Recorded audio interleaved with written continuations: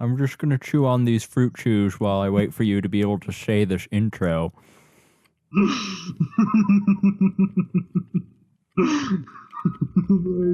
so funny. Oh, it's not. It's really not. Welcome to Brotherhood, a spoiler-filled podcast where we review each episode of Full Metal Alchemist Brotherhood. My name is Timothy MacArthur, the taller brother. My name is Dylan MacArthur, the older brother. Today's episode, Advance of the Fool. Or as I like to call it, David Foster Wallace waits for a paycheck. Who the fluff is David Foster Wallace? The greatest tennis player of our time. Yep, and that's all you need to know. So, Okay. this was an interesting episode. Yeah, it was. I feel like we haven't had storytelling this tight on Full Metal Alchemist since maybe episode 6? I mean, the episode is also really comical in a way. Not in the sense that it was bad, but in the sense that it was kind of really funny at times. It was a jam-packed episode. That, I think, is a good way of saying it. There was a lot of stuff going on, and there was a lot of variety. This is Full Metal Alchemist at its best. It's not melodramatic. It's got melodrama, obviously, but it's not melodramatic. It allows itself to be made light of. It allows itself to go in various different directions, not all of which are necessarily integral to the plot, but which are integral to the emotional arc of the episode. Yep. We begin this episode with a little follow-up on Mustang and Havoc, both of whom have managed to survive stretchy claws, and they are, in a hospital recovering.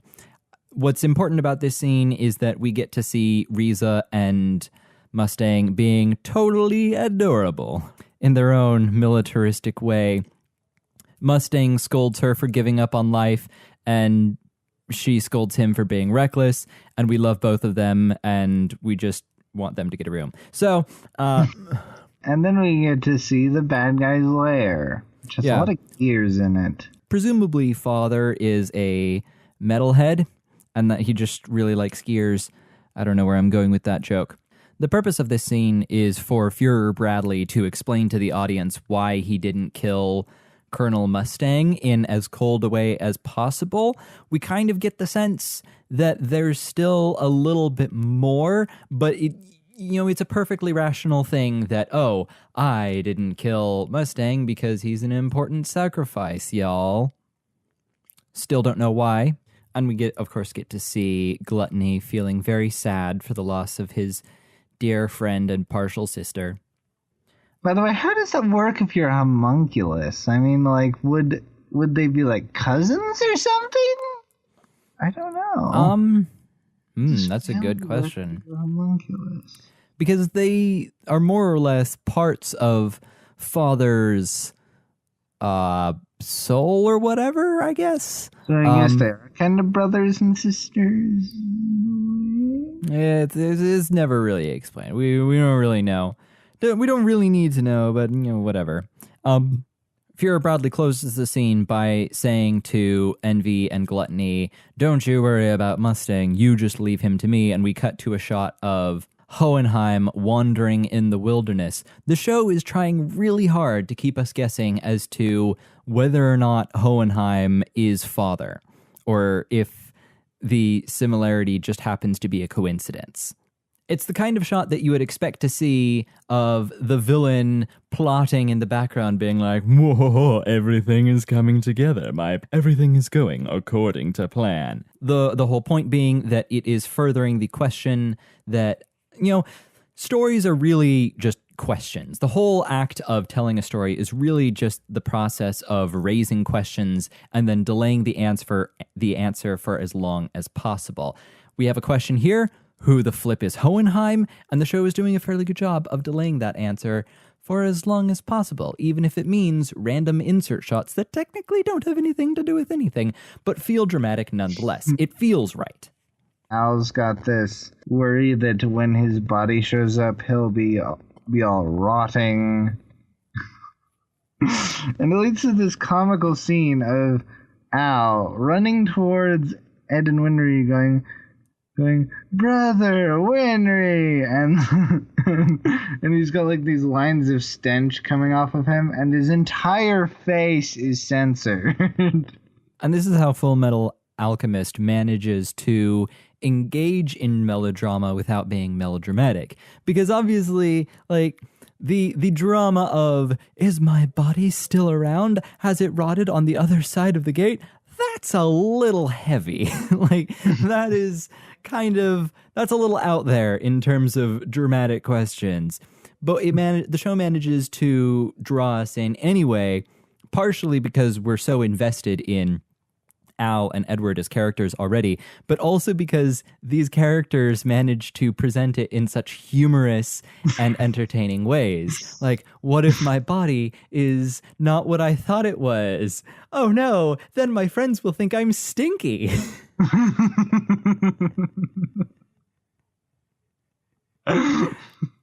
And later on, Ed postulates that, maybe it won't be, because y'all notice how I'm so shoot. I almost called myself short, and we're totally entertained while Al and Winry sort of recede into the background and whisper to themselves. They're like, oh, he just admitted that he's short. Oh my goodness. Like, really, this scene only exists so that we can postulate the possibility of bodies existing beyond the door and over where truth is and whatever. And the possibility that it might still be growing up. I made a note for this moment. Ed admits he's short. Hooray!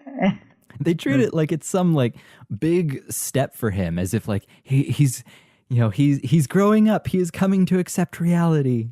This is it is pretty funny. Yeah. So next part, they go to visit Mustang, and Havoc is his name. Yeah. And Havoc is his name. Oh, they go to visit Mustang and Havoc in the hospital, and this is where we get to learn, oh, by the way, Havoc's not going to be much use, guys, because he's been paralyzed from the spine down. No, not from the spine down, from the waist down, I think it was. Well, the waist is a part of the spine. Yeah, I know, but still, like, the entire spine downward being paralyzed, it's like, why can't he move his arms? Mustang has a possibly impromptu meeting with the doctor from a couple episodes, who we learn apparently helped him out in the Ishval War. Yeah. Dang, I had a note for this. What's your note about it? You're gonna have me make notes.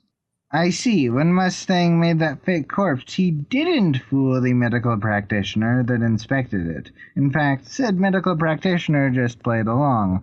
I'm so glad that we were informed of this when such a reveal would make sense. Sarcasm intended at the last point. What? I said, I heard what you said, but I don't know what you mean. What I mean is that we're informed at a time when I find it when I think it's kind of a little late, that one corpse that was meant to fool people into thinking, oh yeah, by the way, yeah, the pig that Mustang transmuted into a human in order to convince everyone that he had burned Ross to a crisp. Apparently, this doctor was totally aware that it wasn't human and just sort of passed it off because he and Mustang are buddy-buddy. We've talked about how the way that they handled the death and survival of Lieutenant Ross was a little bit not as good as it could be. I'm sort of willing to forgive this, as it's really just sort of reminding us that, by the way, this doctor exists and he's going to become more important later on. He wasn't just a one-off character. Hooray! This is our introduction to him and his actual personality, which is a sort of jaded, I've done terrible things in my life, so I'm willing to do even more terrible things, whatever. Breda comes in, and he's got this secret message being like, by the way, Full Metal knows of a guy who has a philosopher's stone. Want me to go see him and see if he's willing to help out Havoc? And then Mustang's like, sure, go ahead. And then he goes and figures out that the fellow he's looking for, who turns out to be Marco, was captured by the bad guys a few scenes ago. He doesn't know which bad guys, he just knows that Marco isn't there anymore. Yeah, this storyline suffers a little bit from us already knowing how it's going to end. If they had gone somewhere other than just our characters catching up to what we know, it might have been more worthwhile, because certainly there is a lot of drama to be had in us knowing information that the characters don't. But because it only results in the characters catching up to speed, it's not particularly exciting, and therefore it's kind of a letdown. Okay. After that, Armstrong's walking by, and he runs into Brosh? I only know him because he's in Team Rocket. Let's just call him Brock. Yeah, Brock, yes. He runs into Brock, who is not technically a member of Team Rocket, but we're going to go with this anyway. And yeah, Brock is all like, so, how was the East City? And Armstrong does, as only he can, it was filled with many beautiful women, and just walks off. And Brock's like, oh. Raj is like, oh, that's awkward. Wait a minute. I've got something you need to know about. Speaking of beautiful women, there's a killer on the loose. Yeah, exactly. And he's got your number. Because he's after state alchemists. Yeah. Somewhere around this point, we make the discovery that, oh, that place that we went to a couple episodes ago with the weird doorway thing, that, if I retrace my steps and do sorts of magical calculations. And do the salsa to the side or something. You do the hokey pokey and you shake it all about, then you realize that the doorway that we saw a couple episodes ago is located directly under Fuhrer Bradley's place of residence. Suspicious. That means that things are even worse than we thought. Or just as worse as we thought. Well, for the characters, it's even worse than the characters thought. Okay, there we go. We already knew from episode 1 that Fuhrer Bradley was going to be an interesting character, possibly bad. I know a lot of people are kind of bothered by that, but I'm whatever. So, it's not really a surprise that, if Fuhrer Bradley is a homunculus, okay, sure. His character doesn't really exist to be surprising so much as his character exists to be engaging. Or intimidating. He is freaking intimidating. I mean, he's probably one of the homunculi that I'm the most scared of. I mean, it's kind of hard to pick, but, he's one of them. This next thing that I bring up only because it is the one legitimately pointless scene in this entire episode. It's the one thing that you could remove out, and the story wouldn't be worse off. In fact, it would be better off because it would be tighter. No, it's the moment when Brock then goes to Ed and Al to say, BT dubs, guys, Scar's back. Just like I said in the last scene. Presumably I would have told you off screen anyway, so you didn't need to see this, but I'm telling you now anyway. And this scene probably exists so that we can explain to the audience that the third laboratory was locked up and we won't be able to get back to that place. But that also is kind of a given, so this scene is kind of pointless. Before that, they also talk about how basically Ed and Al realize that if they die, that makes it problematic for their enemies. So they're trying to think of a way to make it so that they go into a near-death situation, so that the bad guys will show up.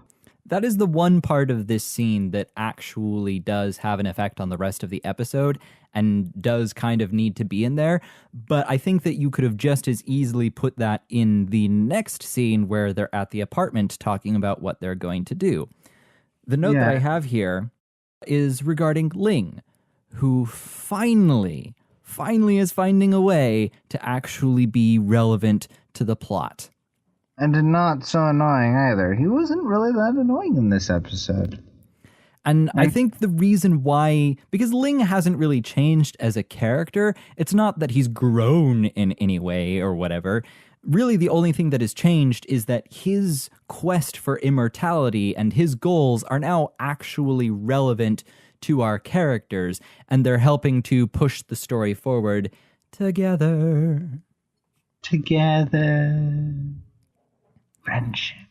This is how you weave in a character who is deliberately annoying and make them interesting, by making them relevant to our heroes. Ling comes in and says, by the way, I'm on a quest for immortality, which these homunculi have. You need someone to help you, capture homunculus, so I'm your guy. And suddenly we actually care about Ling, and we want to see what he has to do for the story.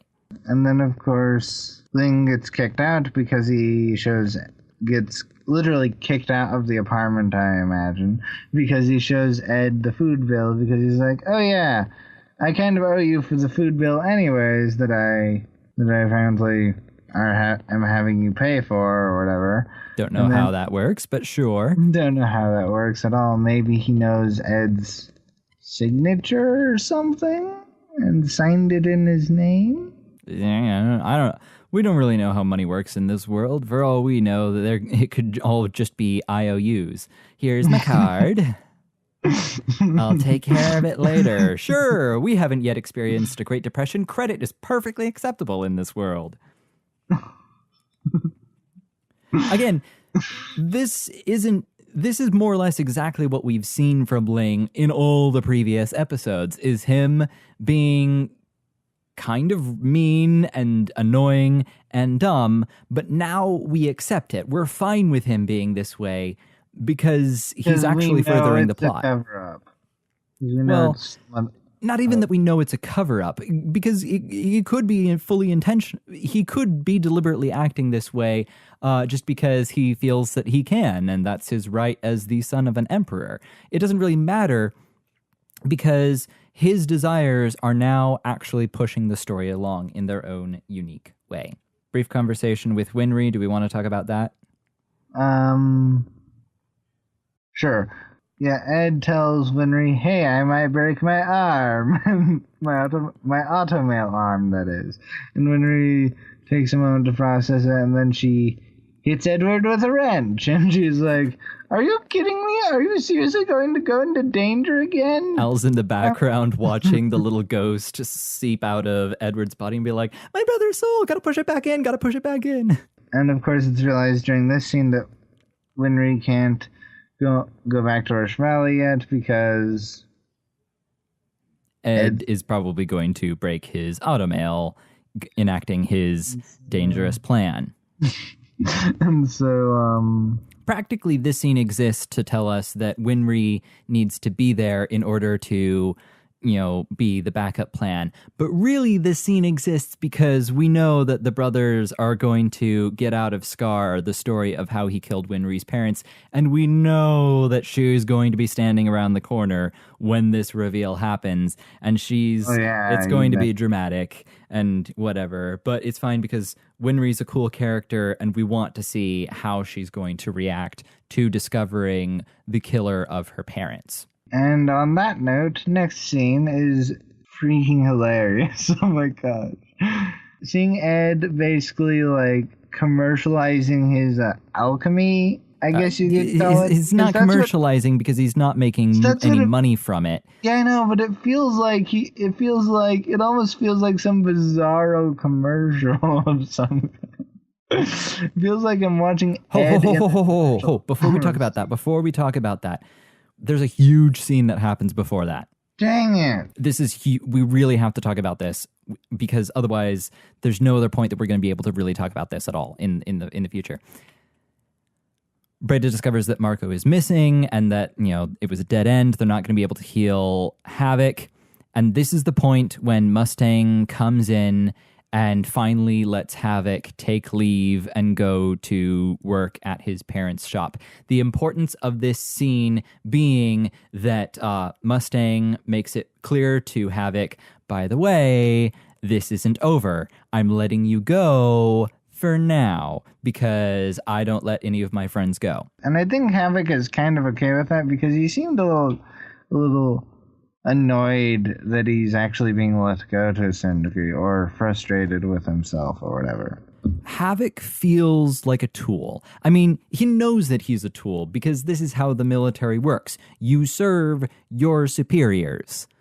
If it weren't that way, things would go horribly, horribly wrong. There's a reason that it works this way. What's happening here is a common thing for anyone who gets injured on the job, which is that they suddenly realize, oh my goodness, I gave my life away for something that has resulted in absolutely nothing. Now I am a worthless gimp of a human being, and I've got nothing left to do with my life but sit in a corner store selling licorice to children. The reality of the situation is crushing Havoc in this moment, and to hear Mustang say, sure, I'll let you go sell licorice for a few years, but trust me, kid, this ain't over. Once I'm at the top, we're bringing you back. I'm not letting you go that easily. That is a huge moment for Havoc because it validates the sacrifice that he made several episodes ago, and he can feel, oh, I wasn't just a pawn. I was a friend. I was a comrade in arms. I'm not just being left by the wayside. I am not a worthless human being. That's a good thing. And now for the scene that you really want to talk about. Okay, seeing Ed and Al try to draw out Scar is freaking hilarious. I almost thought I was watching the best commercial ever. I felt kind of like I was watching a Nickelodeon cartoon, to be perfectly honest. The best Nickelodeon cartoon ever. Again, it was freaking hilarious. I love how Al is in the background waving these Japanese fans in the background. Look at my brother. Isn't he amazing? and Ed's like, oh, fix this? And he fixes the food stand that got wrecked by someone's car. And then someone's like, hey, I've got a vase. Could you help fix that? And he's like, sure. My carriage needs a little fixing. He's like, I'll fix that. In fact, I'll rip it out. I'm going to pimp your baby's ride. Is it the little spike thing? Yeah, it's a drill. Well, it looks like a drilling thing at the front of it. Like, that is so Ed. You said in the very first episode that Edward has a very tacky style. Up until this point, we really haven't seen that at all.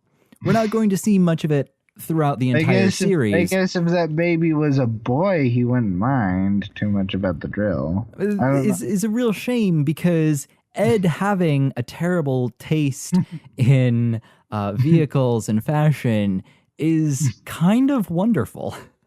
I have a note that I want to give about why I think that Al and Ed looking all chibi in this part of the show works in a way that it doesn't really work in other parts of the show. Is it meant to be funny, this part of the show? No, because the chibi style is always kind of meant to be funny. It's always meant to... but it works with the atmosphere of this part of the show. More than the atmosphere, I think it just works with the style. Because one of the things that I've been noticing over the past few episodes is just how much attention to detail there is in the animation for Brotherhood. There's so much attention given to the lighting and the the shading. So much so that you can necessarily, and chibi isn't necessarily about all that attention to detail. Chibi is a simplification. A gross simplification. And so to jump between incredibly intricate artwork to kind of Disneyfied or a kind of early Disney rounded style is not only striking, it's kind of bizarre. Oh, yeah. It creates a kind of cognitive dissonance that you're like, oh, what kind of a show am I watching? Speaking of chibi, this will become relevant, by the way. Mustang drives up to talk to Ed and Al, and they end up going to some alley or something and talking.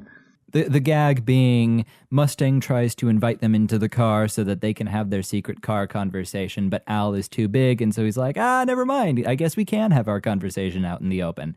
So they go to an alleyway to discuss what they have each learned. And Ed's like, hey guys, I'm gonna go into this dangerous situation where I might die. And Mustang's like, and he's like, oh, and by the way, it's also against Scar. And Mustang's like, are you crazy? And then for some reason, Ed, while making fun of Mustang for being scared of Scar, turns into some chibi alligator chimera thing or something. I don't know. He looks like some bizarre chibi alligator chimera when making fun of Mustang. Visually, that moment is totally weird. Again, it's a cognitive dissonance. But because the dialogue is so them, like I fully believe that these characters would actually respond the way that they are in this moment.